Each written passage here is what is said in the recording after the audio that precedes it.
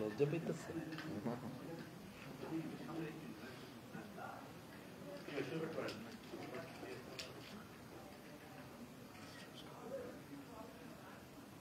হয়েছে ভাই? বিসমিল্লাহির রহমানির রহিম। আসসালামু আলাইকুম ভাইরা। আমরা সরি, আপনাদের সাথে 10টার সময় আমরা কথা বলছি। আসলে আজকে সারাটা দিন খুবই অ্যাকশন প্যাক ছিল। অনেকগুলো আমরা সেই সকাল 8টার থেকে আমার মনে হয় না যে আমরা একবারও ফুরসত পেয়েছি যে আপনাদের সাথে একটু মিট করব।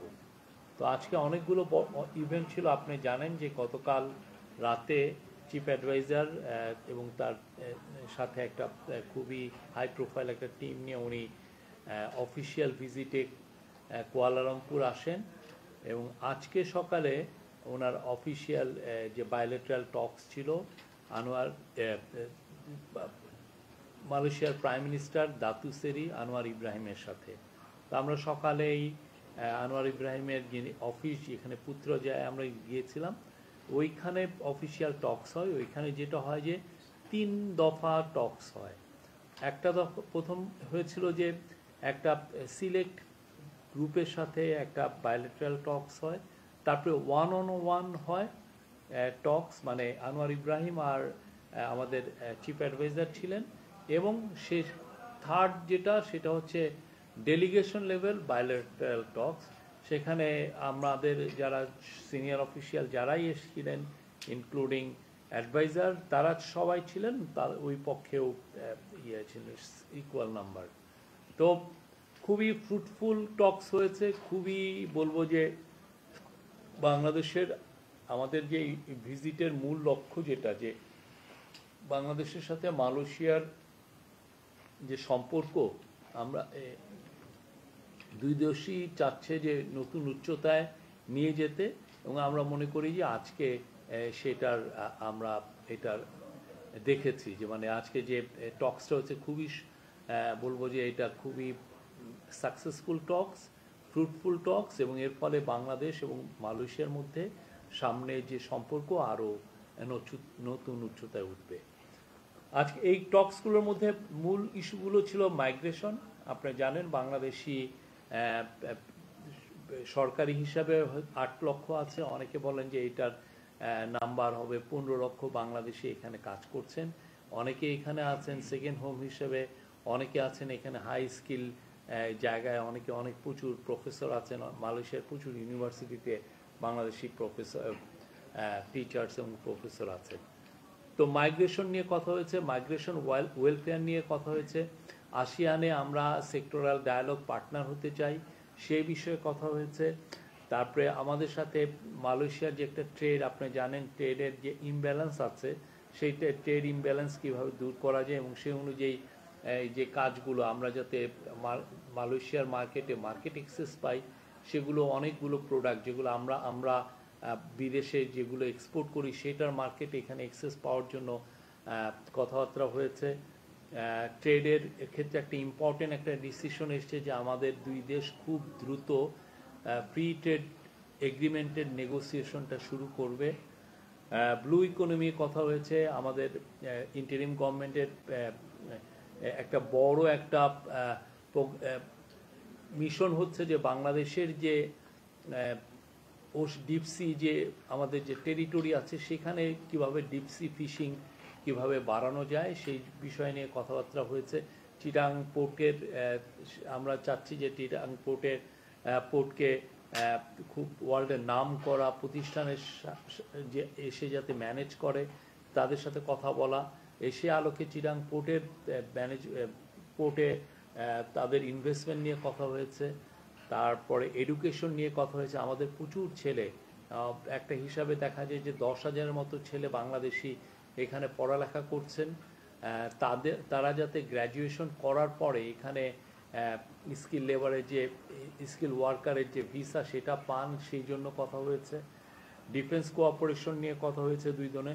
রোহিঙ্গা ক্রাইসিস নিয়ে অনেক কথা হয়েছে। রোহিঙ্গা ক্রাইসিস আপনি জানেন যে রোহিঙ্গা সেই 2017 সালে 7.5 লক্ষের মতো রোহিঙ্গা বাংলাদেশে এসেছিলেন। তারপরে আরও এই যে গত 18 মাসে আরও 1.5 লক্ষ রোহিঙ্গা এসেছেন।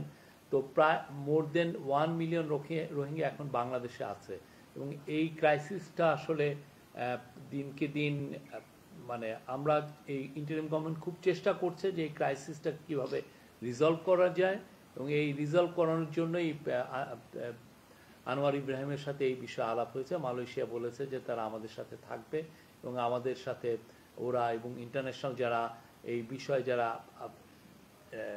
ইনভলভ সবার সাথেই তারা এঙ্গেজ হবেন। আর হালাল ইকোসিস্টেম নিয়ে কথা হয়েছে। আপনি জানেন মালয়েশিয়ায় অনেকগুলো 14টার মতো হালাল ইন্ডাস্ট্রিয়াল পার্ক আছে, যেখানে ওরা হালাল ফুড তৈরি করে,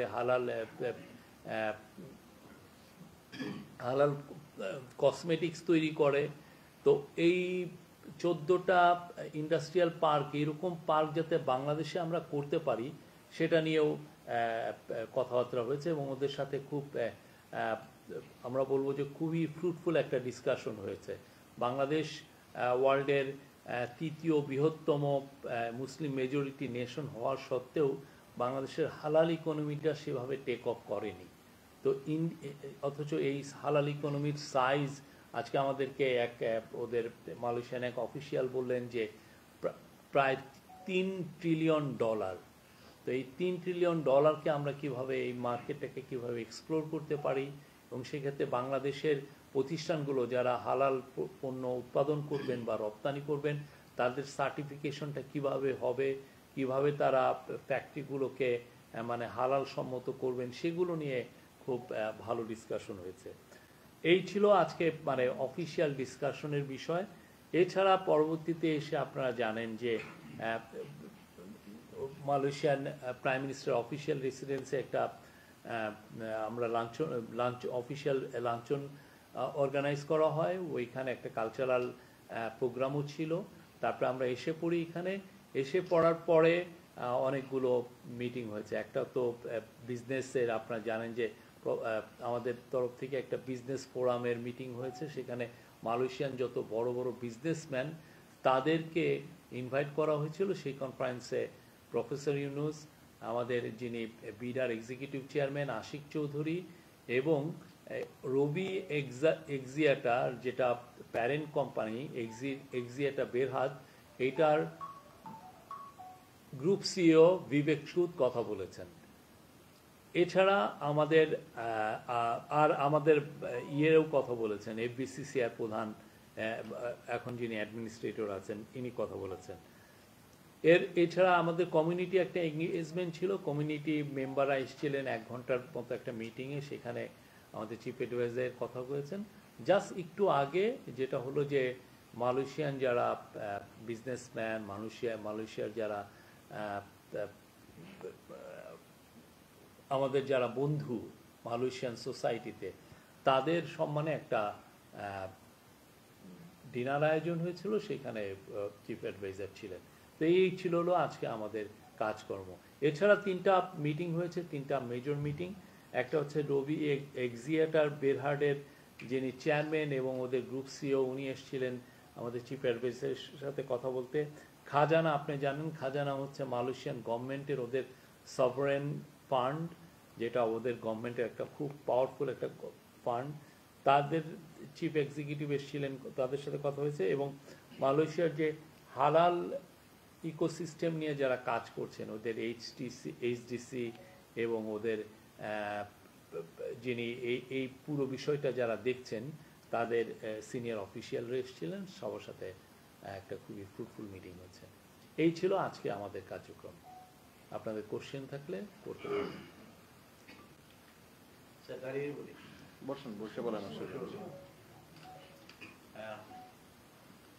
সর্বপ্রথমে আমি আমার পরিচয় দিচ্ছি। আমি আমিনুল ইসলাম রতন, একজন প্রবাসী, পাশাপাশি কলম যোদ্ধা। শুধু রেমিটেন্স যোদ্ধাই নয়, কলম যোদ্ধা। এখানে যারা সবাই আছে আমাদের প্রবাসী সাংবাদিক, তারা রেমিটেন্স যোদ্ধার পাশাপাশি কলম যোদ্ধা।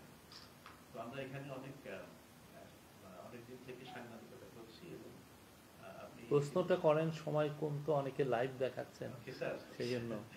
যাই হোক, আমি আমাদের সবার পক্ষ থেকে আপনাকে অনেক অনেক ধন্যবাদ জানাচ্ছি আমাদেরকে সময় দেওয়ার জন্য, এবং আজকের এই জাতীয় বিষয়ে ডক্টর আপনার নাম প্রতিষ্ঠানটা যদি একটু বলতেন। সফরের ব্যাপারে আপনার কাছ থেকে আমরা আরো অনেক কিছু জানবো। আমি আমিনুল ইসলাম রতন। আচ্ছা বাহান্ন নিউজে আছি। আচ্ছা, বলেন রতন ভাই।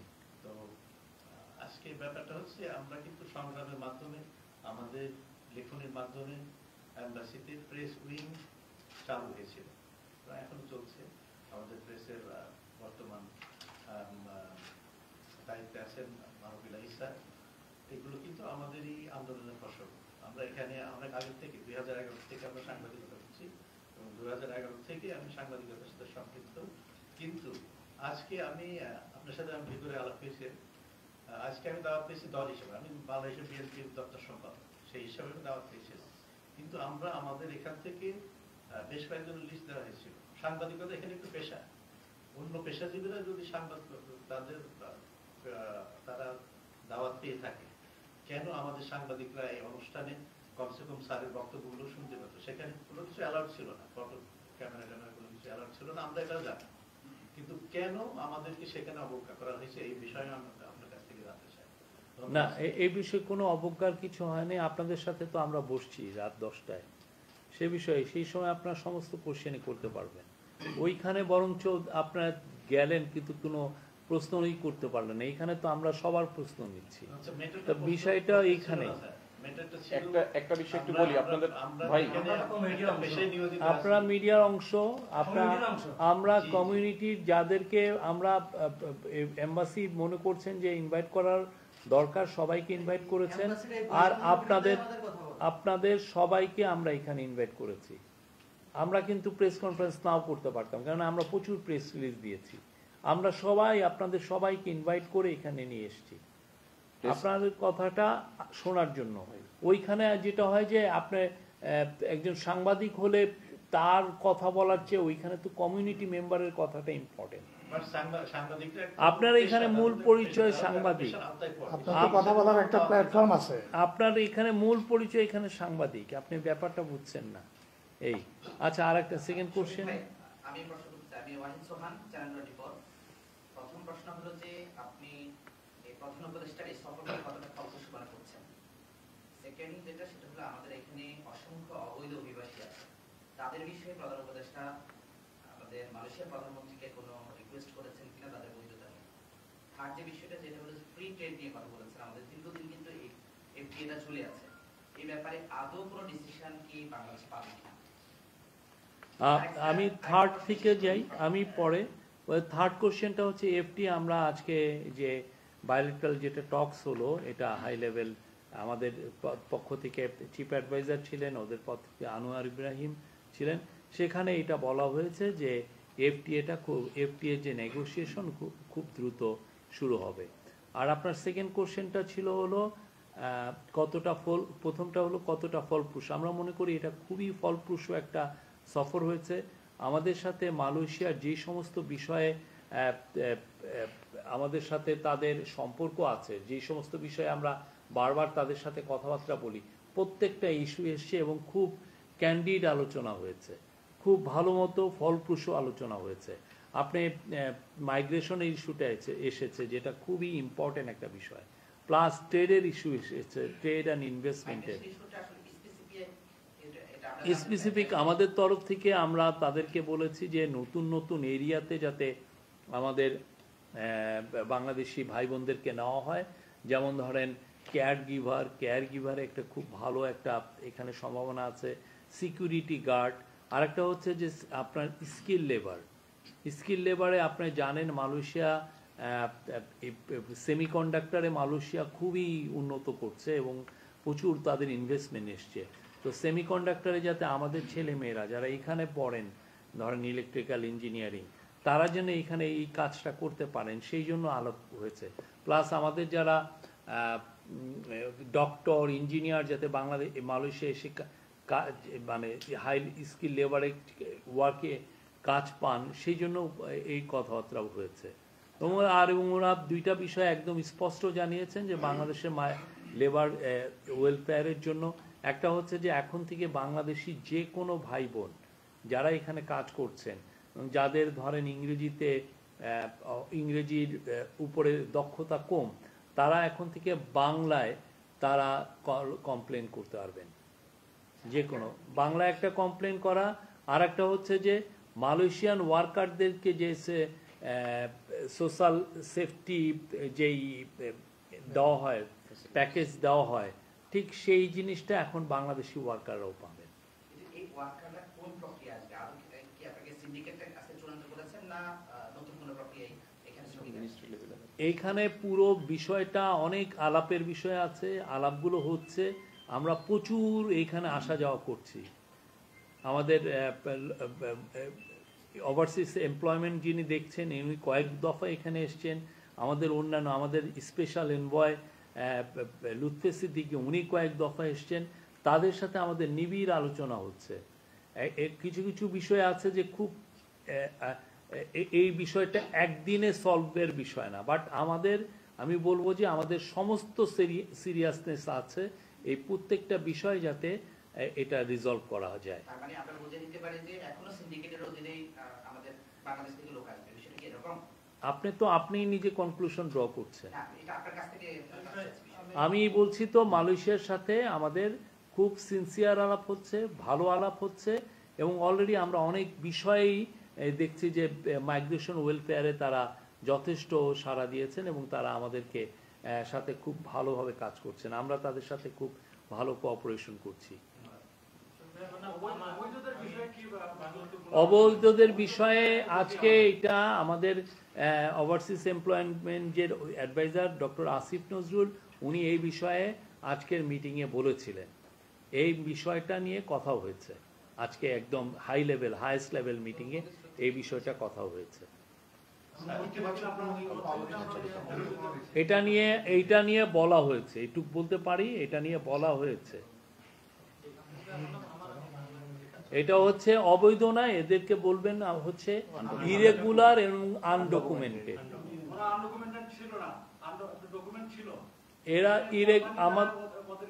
ওটা নিয়ে আলাপ হয়েছে, সবকিছু নিয়ে আলাপ হয়েছে। আমরা শব্দটা হচ্ছে ইরেগুলার এবং আনডকুমেন্টেড, হয়তোবা অনেকে আনডকুমেন্টেড হয়ে গেছেন, বাট এটা হচ্ছে যে ইরেগুলার এবং আনডকুমেন্টেড যারা ওয়ার্কার আছেন বাংলাদেশি ভাই বোন তাদেরকে নিয়েও আলাপ হয়েছে। স্যার পাসপোর্ট সমস্যা নিয়ে খুব স্ট্রংলি এটা উঠানো হয়েছে। পাসপোর্ট সমস্যাটা নিয়ে সমস্যাটা আছে, আমাদের প্রধান উপদেষ্টা স্যারও বললেন কিছু, কিন্তু আমি বলতে চাই যে পিএসকেল এর ব্যাপারে আপনাদের কোনো সিদ্ধান্ত হয়েছে কিনা আজকে? এই পুরো বিষয়টা খুব সিরিয়াসলি দেখা হচ্ছে, একদিনের বিষয় না। আমার মনে আছে আমি ঢাকায় এটা নিয়ে বোধহয় 4টা মিটিং আমি ছিলাম, আমরা দেখে এসছি। এই জিনিসটা যে একদিনে সলভের বিষয় না। আমরা এটা নিয়ে এমন সব সমস্যা তৈরি করে রেখেছে আগের রেজিম, সেইটাকে আমাদের জট ছুটাতে মানে সত্যিকার অর্থে মানে আমাদের অসম্ভব রকমের এফার্ট দেওয়া লাগছে এই জটগুলো ছোটানোর জন্য। আচ্ছা, একজন করে নাম পরিচয় দিয়ে বলেন। প্রশ্নটা ছিল যে মালয়েশিয়ার সঙ্গে বাংলাদেশ দীর্ঘদিন যাবৎ আসিয়ানে যোগ দেওয়ার বিষয়ে কথা বলছে, আমরা বিভিন্ন সময় তাদের কাছ থেকে ইতিবাচক সাড়া পাচ্ছি। তো মাননীয় প্রধান উপদেষ্টার এই সফরের মধ্য দিয়ে এই বিষয়ে বড় কোনো বা উল্লেখযোগ্য কোনো অগ্রগতি হয়েছে কিনা, এবং আসিয়ানে বাংলাদেশের যোগ দেওয়ার ব্যাপারে মিয়ানমারের পক্ষ থেকে কোনো আপত্তি আছে কিনা, এইটা হচ্ছে আমার প্রথম প্রশ্ন। দ্বিতীয় প্রশ্নটা হচ্ছে যেটা বলছিলাম, বাংলাদেশের অনেক মানুষ মালয়েশিয়াতে থাকেন, কাজ করেন, সাম্প্রতিক সময়ে বা দীর্ঘদিন থেকে যারা ইরেগুলার হয়ে গেছেন, তার বাইরেও নানান পন্থায় অনেকে বাংলাদেশ থেকে নানান দেশ ব্যবহার করে মালয়েশিয়াতে আসছেন, বিভিন্ন কাজে যাচ্ছেন, এবং মালয়েশিয়ার সরকার নানাভাবে তাদেরকে আটক করছে, বাংলাদেশ দূতাবাসের পক্ষ থেকে তাদেরকে ছাড়ানোরও চেষ্টা করা হচ্ছে। কিন্তু এই প্রক্রিয়ার সঙ্গে যারা জড়িত বাংলাদেশের দিক থেকে, তাদের ব্যাপারে সরকারের কোনো সিদ্ধান্ত আছে কিনা? মালয়েশিয়ার ব্যাপারটা আমরা যেটা দৃশ্যমান দেখতে পাচ্ছি যে যারা রেগুলার হয়ে গেছে, যাদের বৈধ কাগজপত্র নেই, তাদেরকে করছে নানান শাস্তি। আমাদের যারা হিউম্যান ট্রাফিকিং এর সাথে জড়িত তাদের বিষয়ে আমাদের তো জিরো টলারেন্স। আপনি দেখবেন যে প্রচুর যারা এই হিউম্যান ট্রাফিকিং এ জড়িত তাদের অনেককে বিরুদ্ধে আমরা অনেককে অ্যারেস্ট করা হয়েছে, তাদের বিরুদ্ধে অ্যাকশনও নেওয়া হয়েছে, এটুক আমি বলতে পারি। আর আপনি ইরেগুলার যেগুলো, এই বিষয়টা সত্যিকার অর্থে অনেক দিনের পুরনো সমস্যা। আমরা এসে যথেষ্ট সিনসিয়ারিটির সাথে চেষ্টা করছি এইটাকে, এই জট খুলে কিভাবে এটাকে মানে এনাদেরকে রেগুলারাইজ করা হয়। এই জন্য আজকে হাইয়েস্ট লেভেলের মিটিংয়ে এই বিষয়টা উঠানো হয়েছিল, এই বিষয়টা কথাবার্তা বলা হচ্ছে। আর আপনার আরেকটা কোশ্চেন কি জন্য? আসিয়ানের বিষয়ে আমরা বলতে পারি যে আসিয়ানের আপনি জানেন যে মালয়েশিয়া এখন এটার সভাপতির দায়িত্ব পেয়েছে বা পাবে। তো মালয়েশিয়ার কাছেই এই বিষয়টা আমরা উত্থাপন হয়েছে। আমরা ইনিশিয়ালি যেটা হচ্ছে যে ওদের ডাইরেক্ট মেম্বারশিপটা সাধারণত ওরা দেয় না।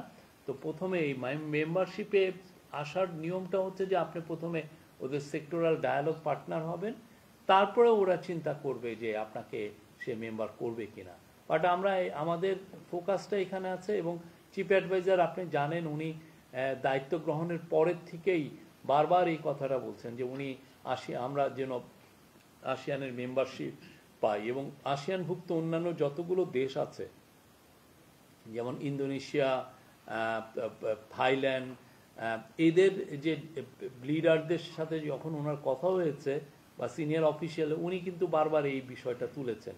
তো আমরা আশাবাদী এই সেক্টরাল ডায়ালগ পার্টনারশিপ যদি আমরা পাই, তারপরে আস্তে ধীরে আমরা ইভেনচুয়ালি হয়তো বা একদিন আসবে যখন আমরা আসিয়ান মেম্বারও হতে পারবো। আমি একটা জিনিস যোগ করে দিই একটু, আমি একটা জিনিস যোগ করি। আসিয়ানের সেক্টরাল ডায়ালগ পার্টনার হওয়ার জন্য বাংলাদেশ আবেদন করেছে 2020 সালে, কিন্তু গত 5 বছর এটা নিয়ে কোনো কাজই হয়নি। বিশেষ করে 2024 সাল পর্যন্ত এটা নিয়ে কোনো কাজ করেনি আগের পররাষ্ট্র মন্ত্রণালয় আগে যারা ছিল। অন্তর্বর্তীকালীন সরকার দায়িত্ব নেওয়ার পর থেকে প্রথম থেকেই এই বিষয়টা নিয়ে জোরালোভাবে কথা বলছে, এবং মালয়েশিয়া দায়িত্ব পাওয়ার পর, যেহেতু মালয়েশিয়ার সাথে মাননীয় প্রধান উপদেষ্টার মালয়েশিয়ার সরকারে যারা এখন দায়িত্বে আছেন তাদের সাথে ওনার ব্যক্তিগত পর্যায়ের সম্পর্ক আছে। উনি ওনার ব্যক্তিগত সম্পর্ক পাশাপাশি আমাদের যে রাষ্ট্রীয় এফোর্ট, এই দুইটাকে কাজে লাগিয়ে চেষ্টা করছে প্রথমত সেক্টরাল ডায়ালগ পার্টনার হওয়ার জন্য, পরবর্তীতে যাতে পূর্ণাঙ্গ আপনার মেম্বার হওয়া যায়। এই জন্য মালয়েশিয়ার সাথে যখনই যে পর্যায়েই কথা হোক, প্রতিবারই বাংলাদেশের পক্ষ থেকে এই প্রসঙ্গটা উত্থাপন করা হচ্ছে, এবং মালয়েশিয়ার কাছ থেকে এই বিষয়ে ইতিবাচক একটা সাড়াও ইতিমধ্যে পাওয়া গেছে। আমরা আশা করি হয়তোবা আগামী অক্টোবরে আসিয়ানের একটা কনফারেন্স এইখানেই হবে, সেখানে হয়তো আমরা এই বিষয়ে কোনো একটা ডেভেলপমেন্ট দেখতে পাবো। এটা এই বিষয়ে আসিয়ানের বিষয়, এটা আমরা কিছু বলার যেটা এখানে বলছিল যে আমরা, আপনারা কি জানেন কিনা এটা, যে আমরা দেখছি যে মালয়েশিয়া ইমিগ্রেশন বিভাগ কিন্তু বেশ তৎপর এখন, বিশেষ করে কেরালাই মানে বন্দরে আমরা দেখতে পাচ্ছি যে প্রায় প্রতিদিনই আমরা দেখি যে ভুয়া টুরিস্ট সন্দেহে বাংলাদেশকে আটক করে করা হচ্ছে। প্রবাসীদের একটা অভিযোগ আছে যে বাংলাদেশ থেকে ইমিগ্রেশন কেন তাদেরকে ভালোভাবে দেখছে না, বা ওখানে কোনো ম্যানেজ হচ্ছে কিনা তারা, এবং এটার কারণে কিন্তু ভিসা, মালয়েশিয়া ভিসা দেওয়ার ক্ষেত্রে বাংলাদেশের উপর একটা একটু কঠিন করছে, এরকম একটা সন্দেহ মানে আশঙ্কা করছে প্রবাসীরা। একই সঙ্গে প্রবাসীদের এখানে বাংলাদেশিদের ভাবমূর্তি আসলে ক্ষুণ্ণ হচ্ছে এই বিষয়টা। না, আপনি যদি ভিসার বিষয় দেখেন, আমরা মালয়েশিয়াকে রিকোয়েস্ট করা হয়েছিল, আমাদের চিফ অ্যাডভাইজার রিকোয়েস্ট করেছিলেন যে মাল্টিপল এন্ট্রি ভিসা দেওয়ার জন্য আমাদের যারা শ্রমিক ভাই বোন এখানে আছেন বা যারা এখানে আছেন, ওনারা কিন্তু এটা গ্র্যান্ট করেছেন। তো আপনি যেটা বলছেন যে এখানে বিরূপ প্রতিক্রিয়া হচ্ছে, এরকম কিন্তু কিছু না। দু একটা ঘটনা যা ঘটছে আমরা সেটা তো আমাদের নজরে আসছে, আমরা সেই অনুযায়ী অ্যাকশনেও যাচ্ছি, আমরা স্টেপ নিচ্ছি, আমরা বসে নাই। আরেকটা জিনিস হচ্ছে যে গ্রাজুয়েট প্লাস ভিসা যেটা, এটা কিন্তু অনেক দেশের গ্রাজুয়েটদের জন্য ইতিমধ্যে মালয়েশিয়া সরকার চালু করেছে, কিন্তু বাংলাদেশি ছাত্ররা এই সুবিধাটা পায় না। এটা যাদের পায়, এবং এটা পেলে এখানে আমরা বিশ্বাস করি যে আমাদের স্কিল মাইগ্রেশনটা বাড়বে। কারণ সেক্ষেত্রে আমাদের যারা গ্রাজুয়েট আছে, আমাদের দেশ থেকেও গ্রাজুয়েটরা এসে এখানে হয়তো চাকরি নিতে পারবে, বা এখানে যারা গ্রাজুয়েশন করবে তারাও এখানে ভালো জবে যেতে পারবেন। তো সরকারের পক্ষ থেকে এই বিষয়ে মালয়েশিয়াকে অনুরোধ করা হয়েছে, এবং আমরা আশাবাদী যে আমাদের এই অনুরোধটা হয়তো মালয়েশিয়া রাখবে, এবং অচিরেই এই বিষয়ে একটা ইতিবাচক সংবাদ হয়তো। ওদের সেমিকন্ডাক্টর ইন্ডাস্ট্রিতেই প্রতি বছর ওদের ডিমান্ড হচ্ছে 6000 ইঞ্জিনিয়ার, এবং যেই সেমিকন্ডাক্টরের যে প্ল্যান্টগুলো ওরা করছে, এই প্রত্যেকটা প্ল্যান্ট যখন চালু হবে তখন আরও ইঞ্জিনিয়ারের ওদের প্রয়োজন হবে। বাংলাদেশে অলরেডি কিছু কিছু ইঞ্জিনিয়ার আসছেন, বা এদের সংখ্যা খুবই নগণ্য। তো আমরা আশা করছি যে বাংলাদেশের জন্য বাংলাদেশি যারা ইঞ্জিনিয়ার, যারা ট্রিপলি পড়ছেন বা এই বিষয়গুলো নিয়ে কম্পিউটার সায়েন্স পড়ছেন, তাদের জন্য এইটা একটা নতুন দুয়ার উন্মোচিত হবে। আরেকটা জিনিস এখানে শিক্ষা খাতে সহযোগিতার ক্ষেত্রে যে জিনিসটা আলোচনা হয়েছে সেটা হলো যে বাংলাদেশের বিশ্ববিদ্যালয়গুলো থেকে পাশ করা যেসব ছাত্রছাত্রী আছে তাদের সনদের স্বীকৃতির জন্য এখানে তাদের মালয়েশিয়াকে রিকোয়েস্ট করা হয়েছে। এটা যদি হয় তাহলে এটাও একটা বড় অগ্রগতি হবে। সেক্ষেত্রে বাংলাদেশের উচ্চশিক্ষিত যারা আছেন তারা সহজে তাদের সেই সার্টিফিকেটকে কাজে লাগিয়ে মালয়েশিয়ার জব মার্কেটে প্রবেশ করতে পারবেন। মালয়েশিয়ায় যে বাংলাদেশি স্টুডেন্টরা রয়েছে তারা অন্যান্য দেশের স্টুডেন্টরা এখানে কিন্তু পড়ালেখা শেষ করার পর পার্ট টাইম জব পাচ্ছে বা রানিং থাকা অবস্থায় পার্ট টাইম জব করতে পারছে। সেটা তো উনি বললেন, সেটাই তো উনি বললেন।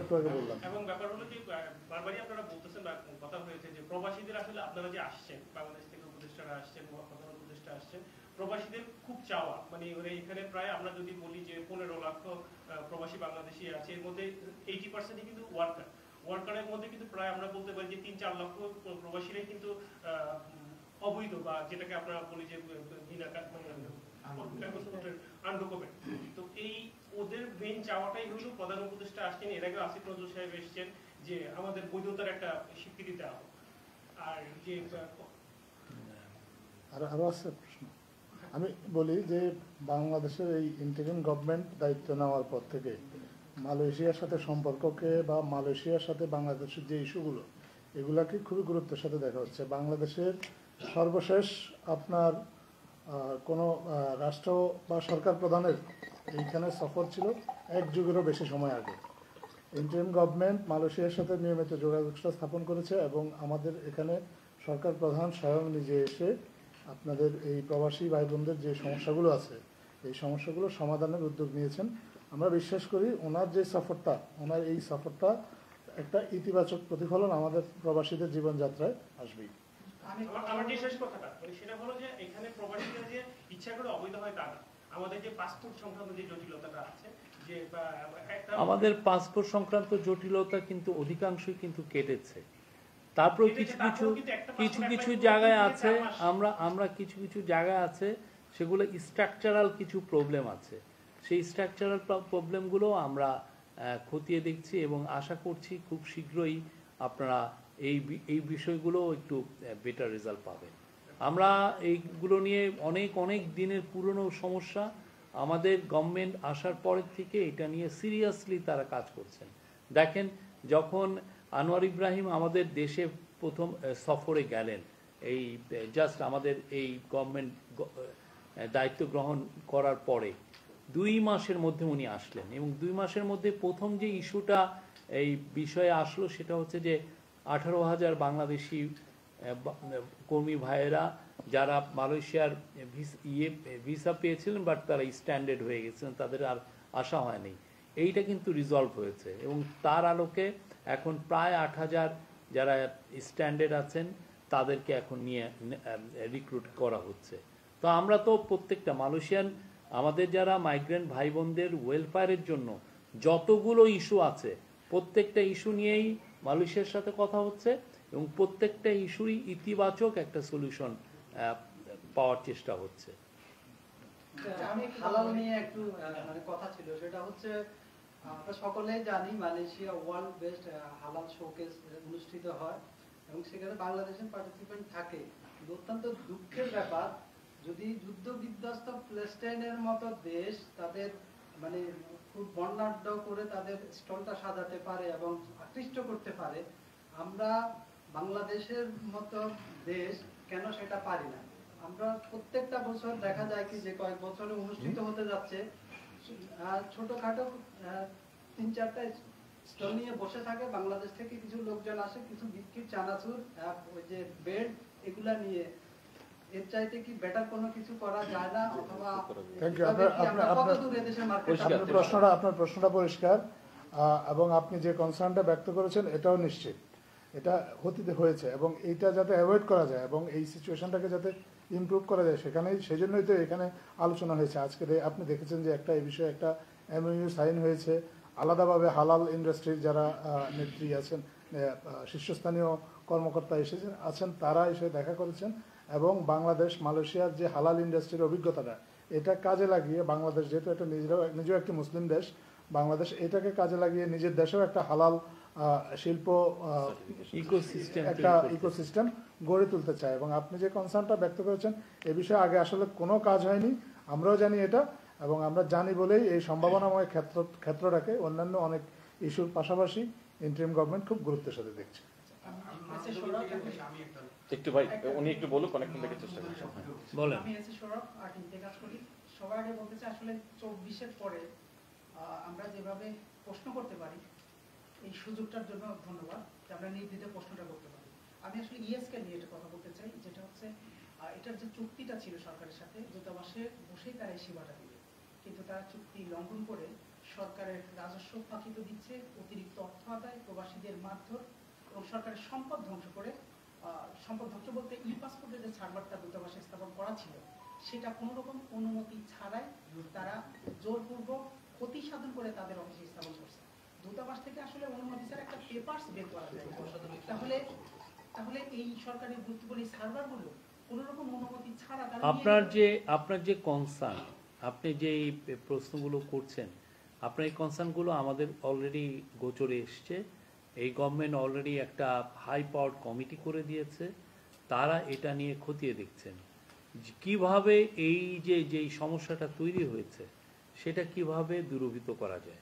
এবং এটা নিয়ে আমি তো আপনাকে বললাম স্কেল নিয়ে আমি 2টা না 3টা মিটিংয়ে ছিলাম, এইটা নিয়ে অনেক এই বিষয়গুলো কিভাবে সমস্যাটা শুরু, কিভাবে সমস্যাটা আপনাদেরকে এফেক্ট করছে, সবগুলো বিষয় নিয়ে আলাপ হচ্ছে, খুব সিনসিয়ারলি আলাপ হচ্ছে। আমরা আশা করব সামনের দিনগুলোতে আপনারা এটার একটা ভালো রেজাল্ট পাবেন। পাসপোর্টের জন্য যখন পুলিশ ভেরিফিকেশন উঠে দেওয়ার পরে এই প্রতিষ্ঠান থেকে কিন্তু আসলে বাংলাদেশ থেকে যারা রোহিঙ্গারা আসছে নদীপথে, তারা কিন্তু টাকার বিনিময়ে জন্ম নিবন্ধন দিয়ে এই অফিস থেকে ই পাসপোর্ট সংগ্রহ করতেছে। আরেকটা বিষয় যদি এটা যদি আপনার কোনো এভিডেন্স থাকে আমি আপনার কাছে অনুরোধ করব আপনি আমাদেরকে এভিডেন্সটা পাঠাবেন। স্যার আমি মেহেদি হাসান, মোহনা টিভি। আমি প্রশ্ন করতে চাই যে আমাদের প্রবাসী ভাইয়েরা অনেকে আছে যে 10 বছর 15 বছর বা 20 বছর ধরে মালয়েশিয়াতে কর্ম করে, এবং সেই প্রবাসী ভাইটি যখন মারা যায় তার লাশটা বেয়ারিশ হিসাবেও দাফন করা হয় এই মালয়েশিয়াতে।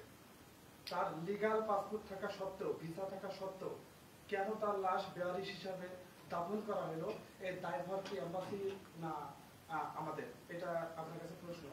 এবং প্রবাসীরা যে দেশে যায় আমাদেরকে রেমিটেন্স যোদ্ধা বলা হয়, কেন এয়ারপোর্টে প্রবাসীদের এত এত হয়রানি?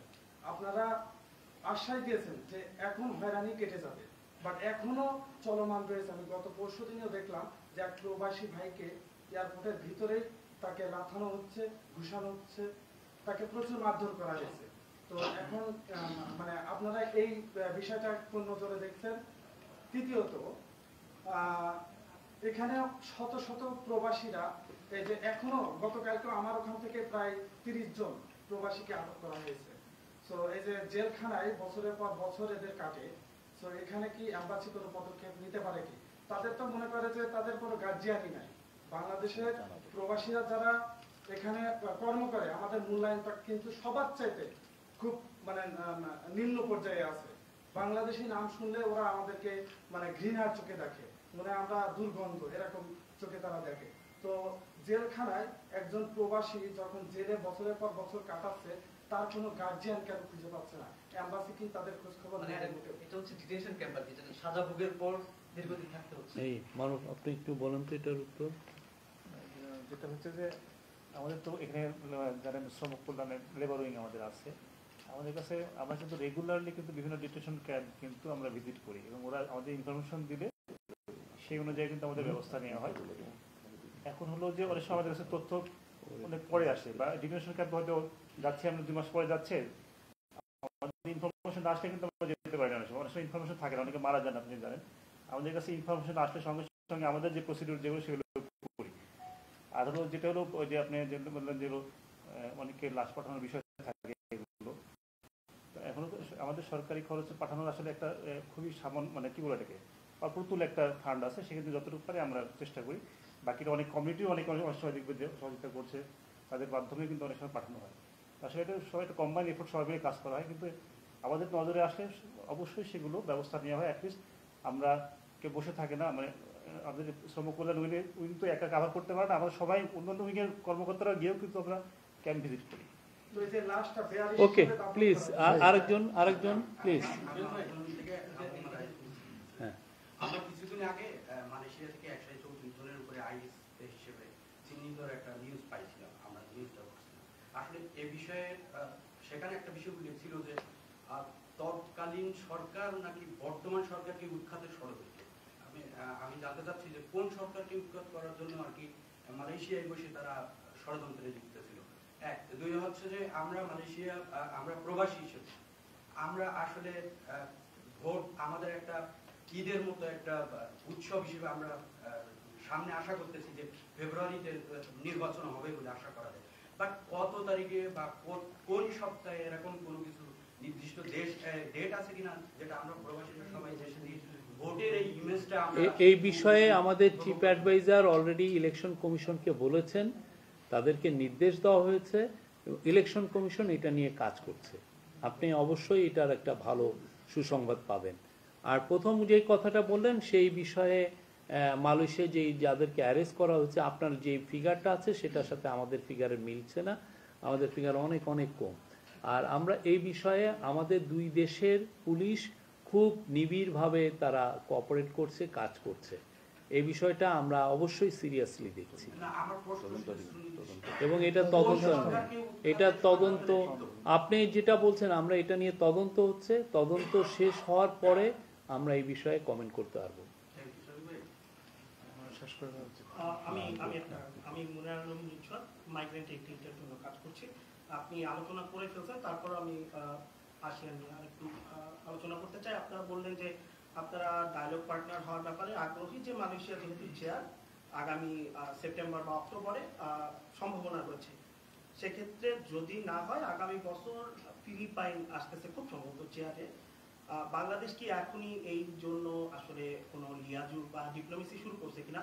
আমি যদি ভুল না করি আসিয়ানে আমাদের যাওয়া জরুরি হচ্ছে অর্থনীতি এবং রোহিঙ্গা ক্রাইসিস। সো রোহিঙ্গা ক্রাইসিসটা তো আমাদের একটা ন্যাশনাল সিকিউরিটির ইস্যুস, এবং আমরা এই সরকার আসার পর আমরা মনে করেছিলাম যে এটা আসলে শেষ হয়ে যাবে। তো এই বিষয়টা নিয়ে আসলে সরকার কতখানি কনসার্ন, রোহিঙ্গা ইস্যুসটা, এটার সঙ্গে এশিয়ানের ডিপ্লোমেসিটা কেমন হচ্ছে? এবং দ্বিতীয় একটা সিকিউরিটি ইস্যুস নিয়ে আমি একটু কোয়েশ্চেন করতে চাই। একটা প্রতিষ্ঠানের নাম বারবার উঠেছে, সেখানে আমরা যখন কাজ করতে গিয়েছি, আলাদাভাবে রিসার্চ করতে গেছি, তখন আমাদের কাছে যে সেন্সিটিভ ইস্যুসটা আসছে যে এখান যারা আছেন তাদের ফিঙ্গার, তারপর চোখের, এইগুলোর মতো গুরুত্বপূর্ণ জিনিস এগুলো রয়েছে যেগুলো অবৈধভাবে ইউজ করা যায়, ব্ল্যাক মার্কেটে সেল করে দেওয়া যায়। সো এক বছরে এত সময় এখানে কি শুধুমাত্র শ্রমিকরা আছে বলে কি এটা নিয়ে এত বেশি লেনদেন হচ্ছে, নাকি এইটা খুব একটা গুরুত্ব দিয়ে দেখা হচ্ছে না? আপনার আমরা সেক্টরাল ডায়ালগ পার্টনার হতে চাচ্ছি। আমরা মূলত চিফ অ্যাডভাইজার, আমরা এই ইন্টারিম গভর্নমেন্ট দায়িত্ব গ্রহণের পরের থেকে চিফ অ্যাডভাইজারের এটা একটা ফরেন পলিসির একটা নতুন দিক ছিল যে আমরা আসিয়ানের মেম্বারশিপ পেতে চাই। তো আসিয়ানের আপনি জানেন যে ওদের একটা টেরিটরিরও একটা ম্যাপ আছে, যে এইটা হচ্ছে তাদের সাউথ ইস্ট এশিয়া ধরে ওইভাবে তাদের মেম্বারশিপের বিষয়টা আছে। কিন্তু তা সত্ত্বেও আসিয়ানের যতগুলো অফিসিয়াল আমাদের চিফ অ্যাডভাইজারের সাথে দেখা করেছেন, কিছু কিছু রাষ্ট্রপ্রধানও দেখা করেছেন, থাইল্যান্ডের প্রাইম মিনিস্টারের সাথে ওনার দেখা হয়েছে, ইন্দোনেশিয়ার সিনিয়র মন্ত্রীদের সাথে দেখা হয়েছে, সবার ক্ষেত্রে কিন্তু উনি বারবার এই কথাটা বলেছেন যে উনি আসিয়ানের অবশ্যই মেম্বারশিপটা চান, বাট এটার আপনার প্রথমে হতে হবে সেক্টরাল ডায়ালগ পার্টনার, সেই অনুযায়ী এগোতে চান। এবং প্রত্যেকটা বিষয় কিন্তু এই সিরিয়াসনেসটা প্রথম থেকে ছিল, এবং এটা আমরা বারবার বলছি এবং চিফ অ্যাডভাইজারের যেটা ইমেজ আছে সেটাও উনি কাজে লাগাইতে চাচ্ছেন এই বিষয়ে, এবং আমরা মনে করি যে এটা একটা ফ্রুটফুল রেজাল্ট আসবে। আর সেকেন্ড, আপনি যেটা বললেন এগুলো হচ্ছে আপনি যেটা এভিডেন্স যদি পান আমাদেরকে পাঠাবেন, আমরা এভিডেন্সের উপরে আপনার উপরে কমেন্ট করতে পারি। আমি জাস্ট মানে ফিলিপাইন এবং মিয়ানমারের আমরা এখন পর্যন্ত এই দুইটা দেশের কিছুটা অবজেকশন আছে বাংলাদেশ নিয়ে, এই বিষয়টা তো আপনি নিজে ধারণা করছেন আসলে অবজেকশন আছে কিনা, তাহলে এটা এই বিষয়ে কংক্রিট একটা ধারণার উপর না তো আর যে- কোনো comment করা যাচ্ছে করা না। যায় না তো ধারণার উপর। শুধু একটা কথা, আমাদের বর্তমান সরকার বাংলাদেশ থেকে প্রচুর পরিমাণ অর্থ পাচার হয়েছে, এটা রিটার্ন করার জন্য সরকার কিন্তু কাজ করছে। তো বিগত আমাদের মালয়েশিয়াতে প্রচুর পরিমাণ টাকা কিন্তু পাচার হয়েছে, অন্য দেশে যেমন পাচার হয়েছে মালয়েশিয়াতেও হয়েছে।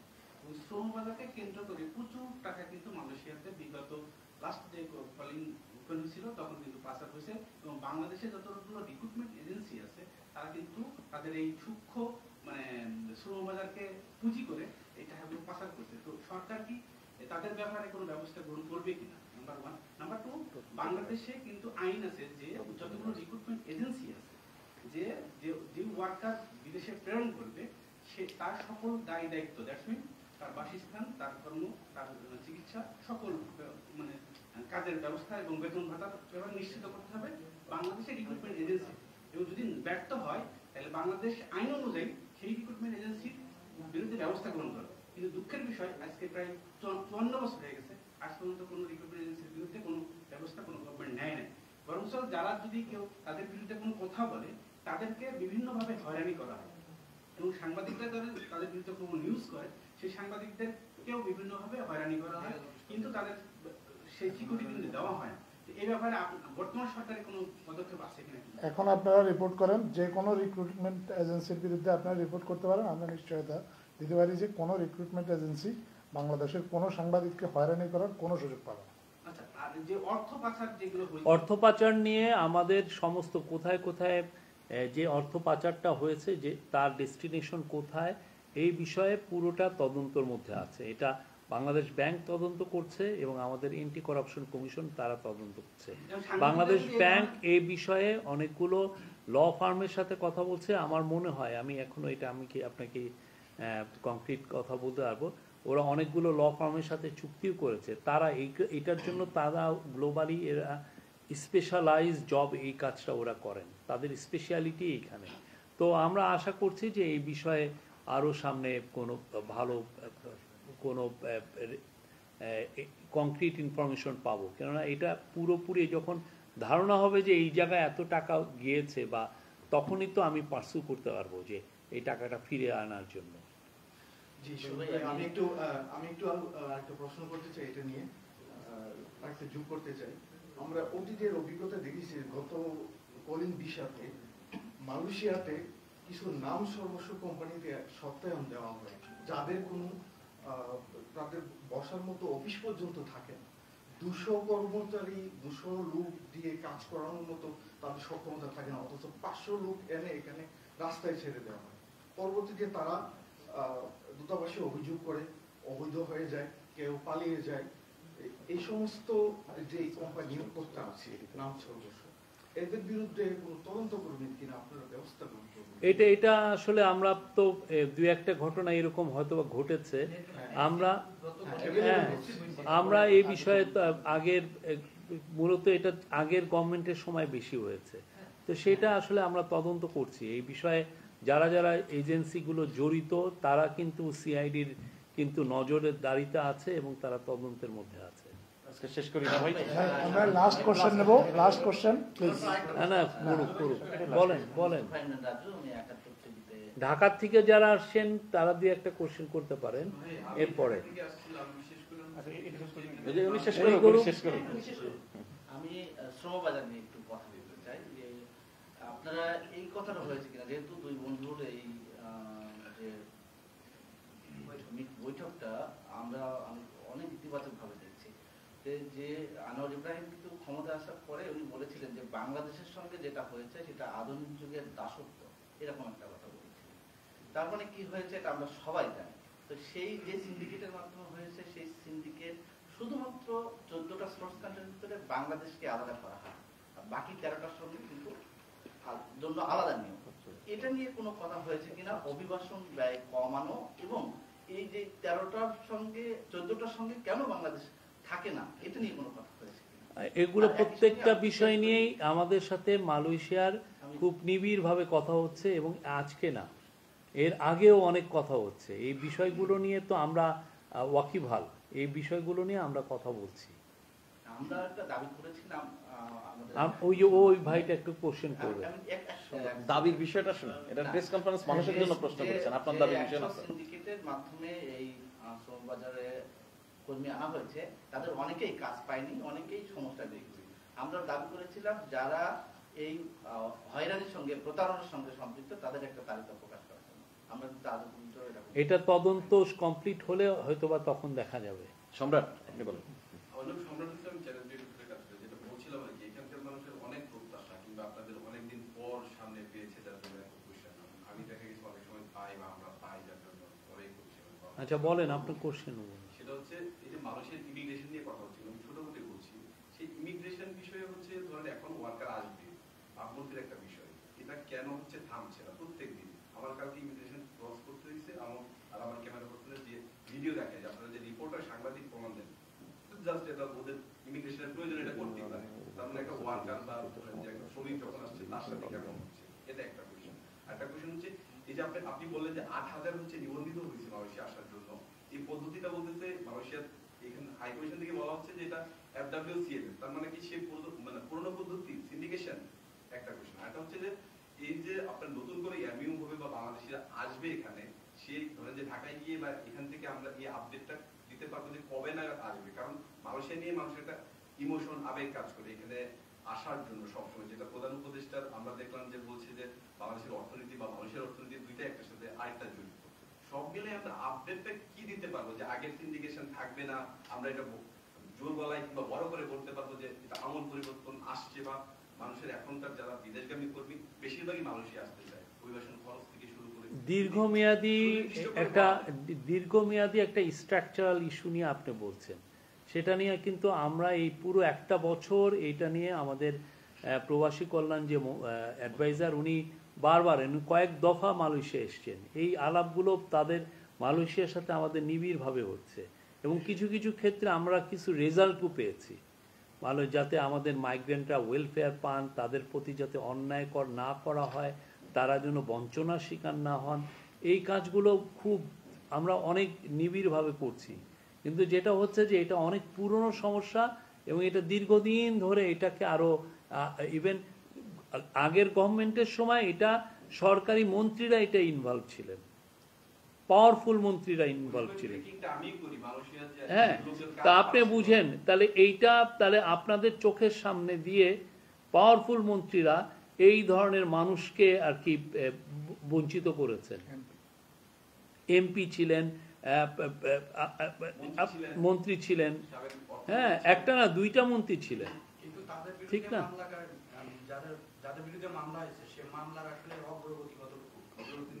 অগ্রগতি যথেষ্ট, মানে আমরা তো তদন্তগুলো শেষ করতে, আর এই তদন্তটা হচ্ছে একটা দেশে নাই, তদন্তটা দুইটা দেশ মিলে করতে হচ্ছে, ক্রস বর্ডার ইস্যু। মানে আমার এইখানেই আমি যদি বাংলাদেশে তদন্ত করেই আমি কমপ্লিট করতে পারতাম তাহলে তো হতো, এটার জন্য তদন্তটা আমার এখানে এসে মালয়েশিয়া এসেও তদন্ত করতে হচ্ছে। ভাই হইছে এটা পরে আপনি কোশ্চেন করেছেন, আপনি আমি ঢাকার থেকে ঢাকাতে সবগুলো প্রশ্নের উত্তর দেওয়া হয়েছে। সব সত্ত্বেও কেন বেয়ারিশ হিসাবে দাফন করা হলো এটা আমি দিয়েছেন তো?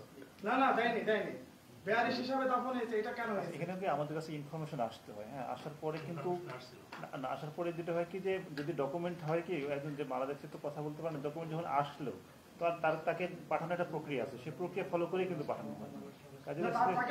আচ্ছা ভাই ওনাকে একটা প্রশ্ন করতে দেন, এইখানে আপনাদের রোল আছে, এরকম যখন ঘটনা ঘটবে আমি আপনাদেরকে অনুরোধ করব তার ফ্যামিলিকে ডেকে এনে বা তার বন্ধু বান্ধব যারা এখানে আছে আপনারা প্রেস কনফারেন্স করাবেন, করে এটা আমাদের এখানে ঢাকায় যেন আসে, নিউজটা আমাদের কানে আসতে হবে। না এটা আপনি আমাদের এখানে প্রেস কনফারেন্স হচ্ছে না, আপনার একটা ছোট জায়গায় করলেই তো হবে, দূতাবাস ছাড়াও করা যায়, দূতাবাস ছাড়াও প্রেস কনফারেন্স করা যায়। একটু অন্যকে সুযোগ দেন। আচ্ছা এই আর কে আছেন? ওই যে ভাই উনি দাঁড়াচ্ছেন। Good evening everyone, Your Excellency. My name is Adrian Pereira from North South Initiative.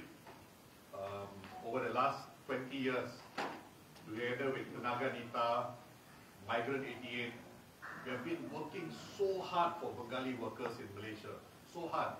We have given up our personal lives, but we can't see the change. In 2023, we rescued hundreds of workers who came without jobs. And we have taken them to court. We have taken the culprits to court. And we have won. But where did the recruitment fee go to? We really believe we can trace who are the masterminds. Is the Professor Yunus administration ready to work with us and trace to the source is where the recruitment fee has gone to? Please, we cannot betray the Bangladeshi workers anymore. It's 20 years, 30 years. How sure can we say that? I don't want to use the word syndicate. I don't want to use. But we must go after the masterminds. And you have our commitment, whether it's from the Bangladesh side of the border or the Malaysian side of the border, we are ready to work. Can we set up a joint task force to put an end to this problem? And we want to hand over our memorandum to the Yunus administration. Please pass it to the professor. Thank you. It's 20, 30 years of hard work. Enough is enough. Excuse me. I'm very sorry. Yeah? We will pass the MOU to the members of the media. Please, let's work together, sir. Thank you. Bangladesh government is working with the Malaysian authorities, I can tell you. Thank you তাহলে ভাই না আপনার question হয়েছে, আপনি প্রশ্ন করেছেন, আপনি question করলেন, আপনি করেছেন, লেজ করাও কোশ্চেন না, আপনার কোশ্চেন নিব না, হয়েছে আপনি তো কোশ্চেন তিনটা কোশ্চেন করছেন। Thank you, thank you. আপনি শুরু করছেন ভাই। আপনাদের জন্য আপনার ব্যবস্থা আছে, আপনারা একটু এই ঢাকার থেকে কেউ আসছেন, আর কোন কোশ্চেন আছে? আপনি কি ঢাকার থেকে? হ্যাঁ, না না না, এটা প্রেস কনফারেন্স। ভাই আপনি তিনটা একটা important question sir, please sir.